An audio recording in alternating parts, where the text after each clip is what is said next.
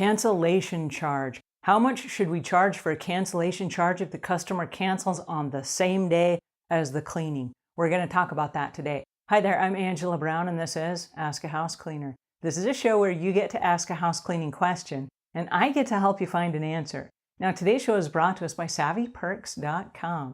Now if you love to go shopping and you love to buy clothes and shoes and running clothes and running shoes and running gear and sports equipment, you can find employee discounts at your favorite sports stores and your favorite apparel shops on SavvyPerks.com. Savvy Perks is an employee discount program with over 250,000 retailers, restaurants, services, and adventures, outdoor adventures, that you are able to access as a small business owner, and then also a package that you can buy for your employees. Great news for entrepreneurs and small businesses. So SavvyPerks.com.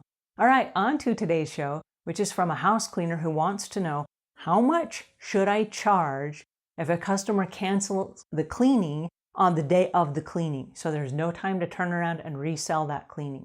All right, my experience in the past is that if you have an upfront program that the customer understands, hey, I'm going to charge you X amount of dollars if you cancel the day of the event, they pretty much adhere to that.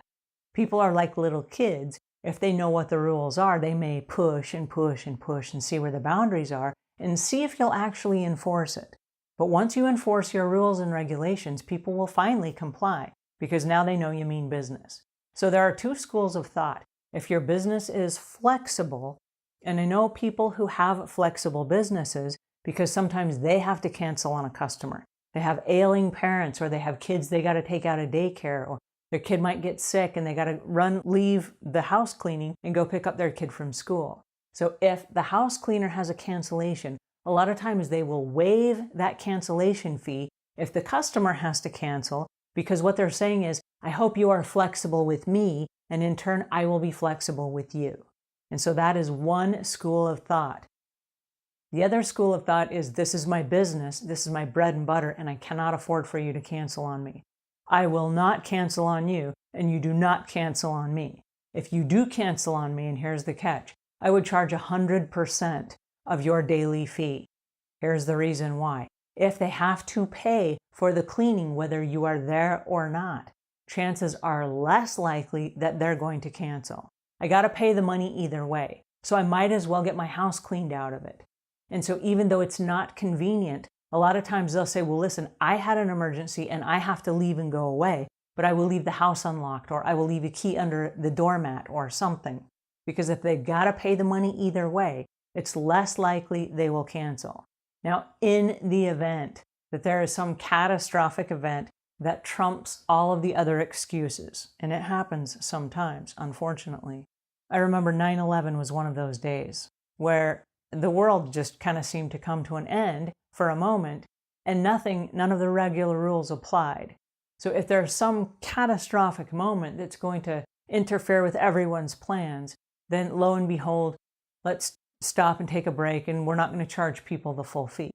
But if you go into a customer's house and you do a walkthrough and you say, these are my rules and regulations, there's a section on the worksheet that explains cancellations. And that's a great time to discuss your cancellation policy. So if your cancellation charge is 100%, then tell them right up front, hey, this is my business. This is how I pay to keep food on the table for my kids. And so if you cancel on me, I still charge the full fee. I just wanted to give you a heads up because you haven't canceled yet, but I wanted you to know that that is part of my policy. So it will be in your billing, and we will just swipe your credit card the same as if we'd come to clean your house. And if they don't have a credit card on file with you, that payment is due before your next cleaning. And if they don't make that payment before your next cleaning, you do not come back to clean for them again, which means they just erase themselves from your schedule. So that would be my recommendation, because that will eliminate all of the guesswork. If it's only $25 or $50, which some people charge, it's just a nominal fee because they know they're going to turn around and resell that to someone else. And my suggestion is that you do have a wait list that you can turn around and resell to someone else. But in the event that you don't, that's an excellent time for you to then clean your own house. Because a lot of house cleaners don't put themselves on their own schedule and they don't have time to clean their own house. And so when a customer cancels, they're secretly like, oh, yay, I get to go clean my own house. So yes, make sure that you get paid for that time. And my suggestion would be 100% of your cleaning cost. All right, that's my 2 cents for today. And until we meet again, leave the world a cleaner place than when you found it.